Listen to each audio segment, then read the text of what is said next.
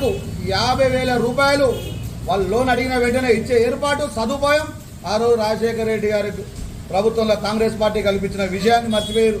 కాలక్రమంలో తెలంగాణ ఏర్పాటైన తర్వాత అప్పుడే ఈ ప్రాంతానికి నిజమైన దరిద్రం దాపురించింది. ఎందుకంటే ఈ ప్రాంత వాస్తవుడి కాకపోయినా, ఉద్యమంతో సంబంధం లేకపోయినా ఆ వ్యక్తి కేవలం కేసీఆర్ గారి కొడుకు కావడం వల్లనే ఉద్యమం నీరుగారిపోతుందన్న భావనతోనే కొంతమంది ఉద్యమకారులు ఆనాడు ఉద్యమ నాయకుని కొడుకుగా కేటీఆర్ గారిని ఆదరించడం జరిగింది. కేటీఆర్ వచ్చిన సందర్భంలో ఆయనకి ఈ ప్రాంతంలో కనీసం అవగాహన కూడా లేకుండే, పద్మశాలిల ప్రస్థానం గురించి తెలియకపోయిండే, ఎంతమంది కార్మికులు ఉన్నారో తెలియకపోయిండే. రాజశేఖర రెడ్డి గారి ప్రభుత్వంలో చేనేత రంగానికి చేయూతనివ్వాలని చెప్పి వాళ్ళందరికీ ఆ సమయంలో 36,000 సాంచాలు ఈ ప్రాంతంలో నడిస్తే వారందరికీ పాలిస్టర్ కాటన్ బట్ట ద్వారా సుమారు నెలకు ప్రతి కార్మికుడు 8,000 నుండి సుమారు 12,000 రూపాయలు సంపాదించుకునే సందర్భం ఉండే. ఈరోజు తెలంగాణ ఏర్పాటు అయ్యాక, తెలంగాణ రాష్ట్రం వచ్చినాక కేసీఆర్ గారి ప్రభుత్వం చేసిన నీచపు ఆలోచన కేవలం కమిషన్ల కకృతి కోసం, వాళ్ళ కుటుంబ ధనదాహం కోసం ఈ ప్రాంత పద్మశాలిని నిర్వీర్యం చేసిన సందర్భం మీకు తెలియదా? ఎందుకు తెలియదా అని అడుగుతున్నామంటే ఇది కూడా గుర్తుంచుకోండి. ఆ కమిషన్లలో ఆ ధన దాహంలో మీరు కూడా ఒక భాగం కాదా అని అడుగుతా ఉన్నాం. ఈరోజు కాంగ్రెస్ ప్రభుత్వం రాజశేఖర రెడ్డి గారి హయాంలో 36,000 సాంచాలు ఉంటే ప్రస్తుతానికి సిరిసిల్లలో 10,000 సాంచాలు కూడా లేదు. మీ ప్రభుత్వం వచ్చిన తర్వాత పక్కనే ఉన్న టెక్స్టైల్ పార్కును వరంగల్కు తరలించిన సందర్భం ఉండే. కనీసం అప్పుడు కూడా విచక్షణ కోల్పోయి అడ్డుకునే స్థాయి లేకుండే, అడిగే దమ్ము లేకుండే మీ నాయకుడిని. ఇక్కడున్న సాంచాలు గుటా ఉట్టిన ఇనుప సామాను అమ్ముకున్న రోజులుండే, దాన్ని అడగలేదు. పైపెచ్చుగా ఈరోజు కాంగ్రెస్ ప్రభుత్వమే వీటన్నిటికీ కారణమని చెప్పి మీ పబ్బం కట్టుకోవడం చూస్తూ ఉంటే ఎంత నీచ స్థాయికి దిగజారినామని అర్థం చేసుకోవాలి. టెక్స్టైల్ రాష్ట్ర మాజీ చైర్మన్ గారు జౌలి శాఖ గూడూరు ప్రవీణ్ గారు, ఆయన అధ్యక్షత కొన్ని రోజులు చేసినప్పటికీ కూడా ఆయన అధ్యక్షుడైన తర్వాత సిరిసిల్ల ప్రాంత పద్మశాలీలు కావచ్చు, ఆసాములు కావచ్చు, సేట్లు కావచ్చు, మీ గురించి ఎన్ని కథనాలు సోషల్ మీడియా ద్వారా, పత్రిక ద్వారా ఎంత మాట్లాడిర్రు, పత్రికా మిత్రులు కూడా కొంతమంది మీ గురించి సోషల్ మీడియాలో ఏం పెట్టిరు అనేది ఆయనకు తెలుసు. ఎంగిలి చేతితో కూడా కాగిని కొట్టలేదు. ఆత్మహత్యలు చేసుకున్న కుటుంబాలను ఏ రోజు కూడా పోయి పరమాయించిన పాపాన పోలేదు. ఇక తోటగాయ గారి విషయానికి వస్తే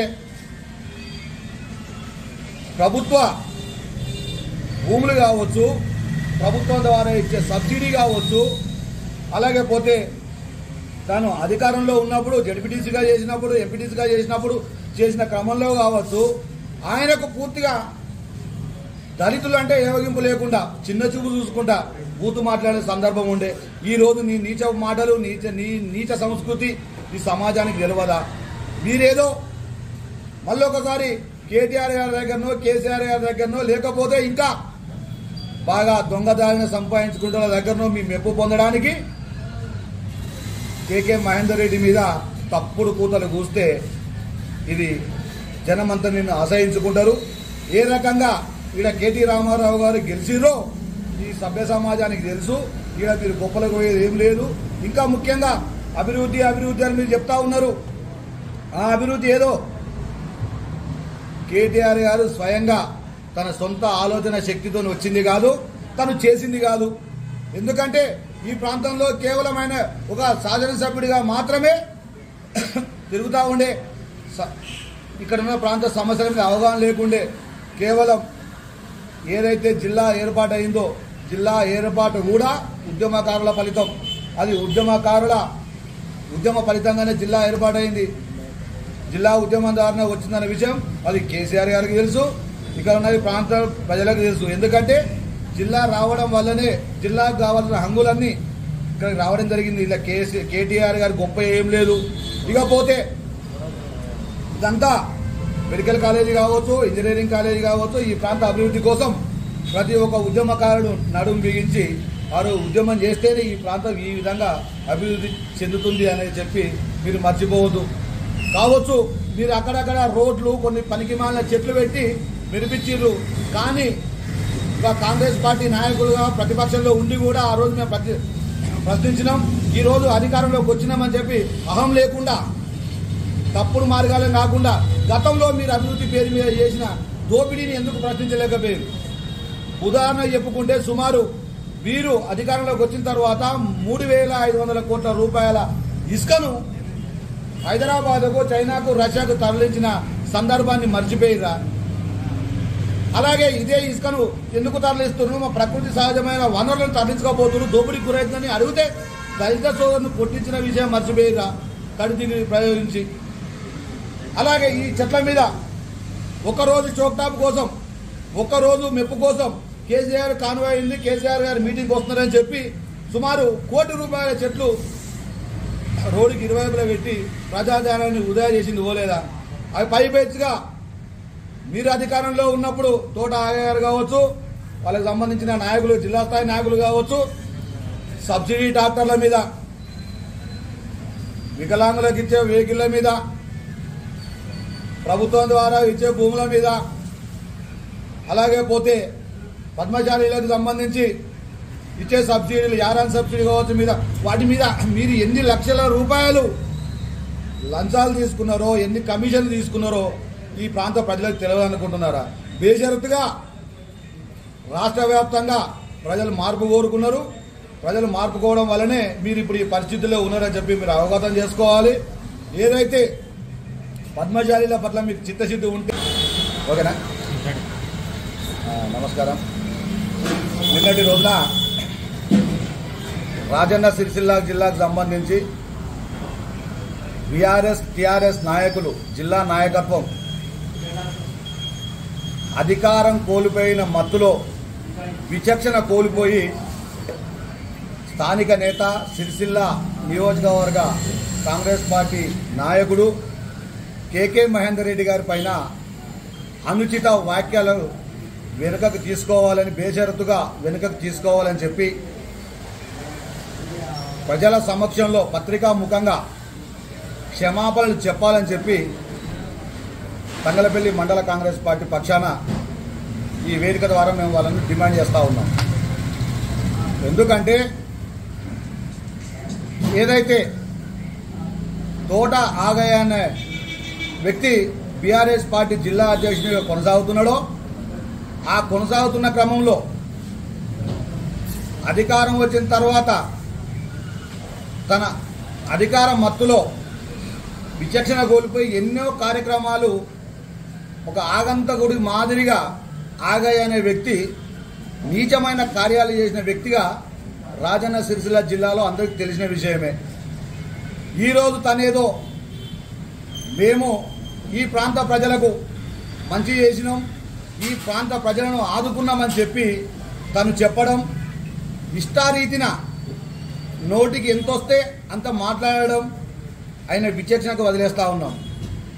తోట ఆగయ్య అన్న వ్యక్తి గారి గతంలో కూడా చెప్పడం జరిగింది, మీ దగ్గర మీకు ఎంత తీట ఉన్నా అది మీ దగ్గరనే పెట్టుకోవాలి, విచక్షణ కోల్పోయి ఎదుటి వాళ్ళ మీద తప్పుడు కూతలు కూస్తే నాలుక చీరేస్తామని చెప్పి సందర్భంగా మీకు తెలియజేస్తా ఉన్నాం.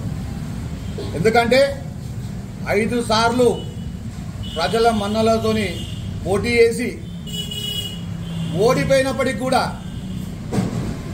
సమస్యల పట్ల అవగాహనతోని ఈ ప్రాంత వ్యక్తిగా, మానేరు పరివాహక ప్రాంతంలో నీరు తాగిన వ్యక్తిగా ఈ ప్రాంత అభివృద్ధి కోసం, ప్రజా సమస్యల పట్ల, రైతుల పట్ల, సిరిసిల్ల పట్టణ పద్మశాలీల పట్ల అంకిత భావంతో, చిత్తశుద్ధితోని అందరినీ కలుపుకుంటూ ఈ నియోజకవర్గంలో తన శక్తి మేర పనిచేయడం జరుగుతూ ఉంది. అధికారం కోల్పోయిన మత్తులో ఏం మాట్లాడుతున్నారో మీకే సోయి లేకుండా ఈరోజు కేకే మహేందర్ రెడ్డి గారి పైన తప్పుడు కూతలు కూస్తూ ఉన్నారు. తోట ఆగయ్య వ్యక్తి గతం మర్చిపోయి, గతంలో మీ రాజకీయ ప్రస్థానం ఏ స్థాయి నుండి ఏ స్థాయికి మొదలైందనేది మీరు గుర్తెరగాలి. ఆ రోజు కేకే మహేందర్ రెడ్డి గారు మీకు చేయూతని ఇవ్వకపోతే ఈ రోజు ఈ స్థాయిలో సిరిసిల్ల పట్టణంలో కబ్జా చేసి కట్టుకున్న తెలంగాణ భవన్లో మీరు ప్రెస్ మీట్లో మాట్లాడే వ్యక్తి కాకపోదు. ఖబర్దార్ అని చెప్తా ఉన్నాం. ఎందుకంటే ఏదైతే మీరు పద్మశాలీల పేరు మీద పద్మశాలీలకు అంకిత భావంతో చిత్తశుద్ధితో వారికి పని చేసినాం, వాళ్ళ అభివృద్ధి కోరుకున్నామని చెప్పిరో అయ్యా ఆగయ్య గారు, అలాగే ఏదైతే టెక్స్టైల్ రంగం ముందుకు దూసుకుపోతుందని చెప్పిన వ్యక్తి టెక్స్టైల్ రంగానికి కార్పొరేషన్కు రాష్ట్ర స్థాయి అధ్యక్షుడిగా ఉండి ఆ సమయం నుండే ఇప్పటి వరకు చేనేత రంగం ఎంత కుంటుపడిందో, ఎంత దరిద్రపు నీవు చైర్మన్ అయిన తర్వాత ఎంత దరిద్రపు స్థాయికి దిగజారిందో అనేది గూడూరి ప్రవీణ్ గారు అనే వ్యక్తి కూడా ఆలోచన చేసుకోవాలి. ముఖ్యంగా సిరిసిల్ల చేనేత రంగం, వస్త్ర వ్యాపార రంగం 2004లో తెలంగాణ ప్రభుత్వం లేకుండే ఉమ్మడి ఆంధ్రప్రదేశ్ టీడీపీ ప్రభుత్వంలో చంద్రబాబు నాయుడు గారు ముఖ్యమంత్రిగా ఉన్న కాలంలో ఎన్నో ఆత్మహత్యలు జరిగినాయి. ఇక్కడ వస్త్ర వ్యాపార నిర్వీర్యం చేస్తూ పాలన కొనసాగించే ఉండే, దాని మీద పోరాటాలు చేసినాం. దాని మీదనే ఇక్కడ మనగడ కొనసాగుతుందని చెప్పి ఈ ప్రాంత నాయకులందరూ ఆ రోజు కొట్లాడడం జరిగింది. దాన్ని మర్చిపోయినట్టున్నారు. ఆ కాలంలో మీరు టీడీపీ నుండే ఎంపీటీసీగా మీ ప్రస్థానం మొదలైంది. దర్జీ వ్యాపారం నుండి బట్టలు కుట్టుకునే స్థాయి నుండి ఒక ఎంపీటీసీగా నీ రాజకీయ ప్రస్థానం మొదలై ఈరోజు తప్పుడు కూతలు కూసేదాకా వచ్చింది. అంటే టీడీపీ ప్రభుత్వంలో చేనేత రంగం ఎంత కుంటుపడిందో ఇది నిన్న ఎవరైతే మీరు ప్రెస్ మీట్లో కూర్చుండి పత్రికా సమావేశం ఏర్పాటు చేసి మీరు మాట్లాడిరో ఆ మాట్లాడిన దాంట్లో ఒక ఆగయ్య మినహా ఆగయ్యతో సహా అందరూ టీడీపీ నుండి వచ్చిన వారని గుర్తు చేసుకోవాలి. మీకు ఏమాత్రం తెలంగాణ ఆవశ్యకత మీద, తెలంగాణ రాష్ట్రం ఏర్పాటు మీద మీకు చిత్తశుద్ధి లేదు. కనీసం ఈ ప్రాంత ప్రజల మీద సోయి కూడా లేకుండే ఆ పరిస్థితి నుండి ఈ ప్రాంతం నిర్వీర్యమవుతుందని చెప్పి కాలక్రమంలో గౌరవనీయులు స్వర్గస్థులైన రాజశేఖర్ రెడ్డి గారు కాంగ్రెస్ పార్టీ అధికారంలోకి వచ్చిన తర్వాత ఈ ప్రాంత ప్రజలకు, ముఖ్యంగా సిరిసిల్ల పద్మశాలి ప్రాంత ప్రజలకు అభివృద్ధిలో వెనుకబడిపోయారు. ప్రపంచ వ్యాప్తంగా గుర్తింపు ఉన్న ఒక రంగాన్ని నడిపిస్తున్న సంస్థ టీడీపీ ప్రభుత్వంలో కుంటుపడిపోతుందని చెప్పి గౌరవనీయులు రాజశేఖర్ రెడ్డి గారు ఈ ప్రాంత ప్రజలకు చేయూతనిస్తూ చేనేత పద్మశాలి బతుకులు అభివృద్ధి కావాలని చెప్పి ఆ సమయంలో ఎవరైతే ఆత్మహత్యలు చేసుకుంటున్నారో వాళ్ళ కుటుంబానికి ప్రభుత్వం ద్వారా 1,50,000 రూపాయలు వాళ్లకు నష్టపరిహారం కింద వాళ్ళకి ఎక్స్గ్రేషియా ప్రకటించి ఇవ్వడం జరిగింది. అది మర్చిపోయినట్టున్నారు. అలాగే సిరిసిల్ల ప్రాంత పద్మశాలిలో ఆకలి చావులు తీర్చాలంటే ప్రతి కుటుంబానికి కొంత ప్రభుత్వం ఆసరగా ఉండాలని చెప్పి 35 కిలోల రేషన్ బియ్యం అంత్యోదయ కార్డు ద్వారా ప్రతి కుటుంబానికి ఇచ్చిన సందర్భం. అలాగే పద్మశాలి మహిళలకు మహిళా సంఘాల ద్వారా ప్రతి ఒక్క మహిళకు పద్మశాలీల పట్ల మీకు చిత్తశుద్ధి ఉంటే మీరు అధికారంలో ఉన్నప్పుడు బతుకమ్మ చీరల పేరు మీద ఎన్ని కోట్ల రూపాయల దోపిడీ జరిగిందో, కేటీఆర్ గారు దానికి ఎంత ఆజ్యం పోసిందో, ఎన్ని మ్యాచ్ సొసైటీల ద్వారా మీరు మీ బినామీల ద్వారా ఎంత దోసుకున్నారో దాని మీద హైకోర్టు జడ్జి ద్వారా లేకపోతే మాజీ న్యాయమూర్తి ద్వారా మీరు విచారణ కోరాలే.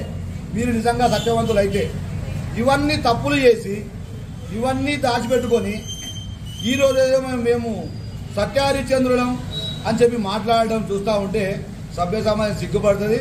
ఖబర్దార్ తోట ఆగయ్య గారు కావచ్చు, అలాగే గూడూరు ప్రవీణ్ గారు కావచ్చు, జిందన్ చక్రపాణి గారు కావచ్చు, ఇంకా ఎవరైనా కావచ్చు, మీరు గతాన్ని మర్చిపోకండి. మీ ఎక్కడి నుంచి మొదలయ్యారు, మీ ప్రస్థానం ఏందనేది తెలుసుకోండి. కేకే మహేందర్ రెడ్డి గారి గురించి మాట్లాడే నైతిక అర్హత మీలో ఒక్కరికి లేదు. మీరు చాలా మాకు వయసులో పెద్దోళ్ళు, మీ గురించి మీకంటే మాకు కొంచెం గౌరవం ఉన్నది. ఆ గౌరవాన్ని కాపాడుకోండి. ఇంకొకసారి పనికిమాలిన పిచ్చిపూతలు కూస్తే మాత్రం ఏ చేయాలో తప్పకుండా జరిగే తీరుతుంది అని ఈ సందర్భంగా హెచ్చరిస్తా ఉన్నాం. ముఖ్యంగా తోట ఆగయ్య గారు, మీరు ఒక విషయం గుర్తుంచుకోవాలి. మీరు మీ బినామీల పేరు మీద తప్పుడు పత్రాలు పెట్టి అధికారం ఉంది కదా అని చెప్పి వెంకటాపూర్ గ్రామ శివారులో ఎన్ని ఎకరాలు కబ్జా చేసిరో మర్చిపోయిన సంగతి మర్చిపోయినట్టున్నారు. దాని మీద మీరు లోను తీసుకుంటూ, బసల మీద లోన్ తీసుకుంటూ, రైతు బంధు పొందుతూ, అలా రుణమాఫీ చేయించుకుంటూ ప్రభుత్వ ధనాన్ని మీరు దోచుకున్నది మర్చిపోయారా అని చెప్పి మేము ఈ సందర్భంగా అడుగుతా ఉన్నాం.